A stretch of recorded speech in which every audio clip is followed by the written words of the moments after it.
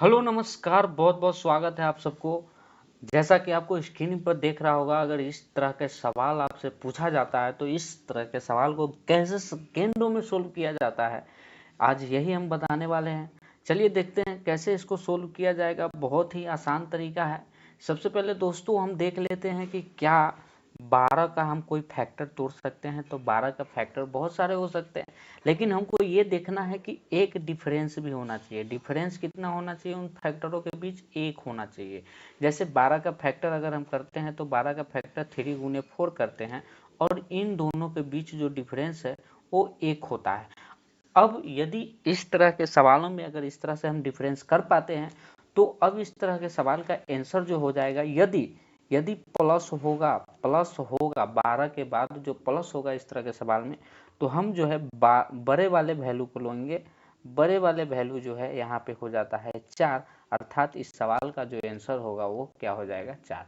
Same यदि इस तरह के सवाल एक और हो, जैसे मान लीजिए 20 प्लस फिर से रूट अंडर 20 हो, और ये प्रक्रिया फिर से ये, तो इस तरह के सवाल को भी हम यही करेंगे। क्या इसका कोई ऐसा फैक्टर हो सकता है जिसके बीच का अंतर क्या हो? एक हो। तो हम इसको 4 गुने 5 लिख सकते हैं, बिल्कुल लिख सकते हैं। क्या इन दोनों के बीच का फैक्टर कितना है? एक है। हाँ, तो एक है। लेकिन फिर से देखना है कि यदि यदि इसके बाद प्लस लगा हो, तो हम बड़ा वाला जो वैल्यू होगा उसी को लेंगे, तो इसका आंसर क्या हो जाएगा? 5 हो जाएगा। इसी तरह के और सवाल देख लेते हैं। जैसे यदि अगर 6 फिर से वही है, root under 6 plus dot dot dot dot हो, इस तरह के सवाल को भी वही वही तरीका है। क्या इसका कोई फैक्टर तोड़ सकते हैं? तो जी हाँ, तोड़ सकते हैं, बिल्कुल तोड़ सकते हैं। क्या लिख सकते हैं? 2 गुने 3। फिर से देख रहे हैं प्लस है तो बड़े वाले वैल्यू जो हो जाता है वही, तो इसका आंसर भी 3 हो जाएगा। टाइप नंबर दूसरा देखते हैं। दूसरे सवाल को टाइप नंबर जो है, दूसरे सवाल यदि माइनस में लगा हो तो सेम चीज यही करना है। माइनस में लगा हो तो क्या इसका भी फैक्टर हम तोड़ सकते हैं, जैसे कि ऊपर तोड़े थे? तो इसका भी फैक्टर वही होगा, 3 गुने 4। क्या इन दोनों के बीच के डिफरेंस एक है? तो जी बिल्कुल एक है, डिफरेंस एक है। अब यहाँ देखते हैं 12 के बाद माइनस लगा हुआ है, 12 के बाद क्या लगा हुआ? माइनस। तो हम यहाँ पे ले लेंगे इसके स्मॉल वैल्यू, यानी इसका जो आंसर हो जाता है वो 3 हो जाएगा आंसर। इस तरह के ये 20 वाला ले लेते हैं, इसमें माइनस रखेंगे और ये हो जाएगा 20, फिर से माइनस, फिर से 20, और ये डॉट डॉट डॉट डॉट जाता रहे। तो इस तरह का भी वही करेंगे। इसका फैक्टर क्या हो सकता है? 4 गुने 5 हो सकता है। क्या इनके डिफरेंस कितना है? तो इनके डिफरेंस हम देख रहे हैं 1 है।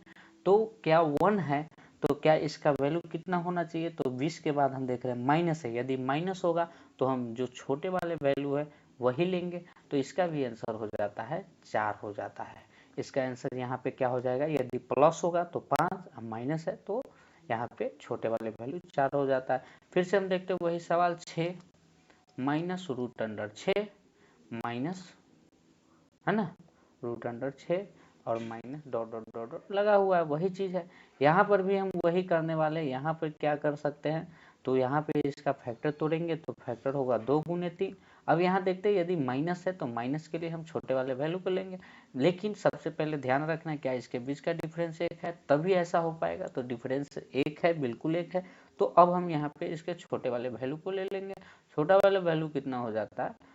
2 हो जाता है, अर्थात इसका आंसर भी क्या हो जाएगा दोस्तों? 2 हो जाएगा। तो क्या आप इस तरह के सवाल अब मिनटों में सोल्व कर पाएंगे कि नहीं? कमेंट करके जरूर बताइएगा। और इसी तरह के इसका सीरीज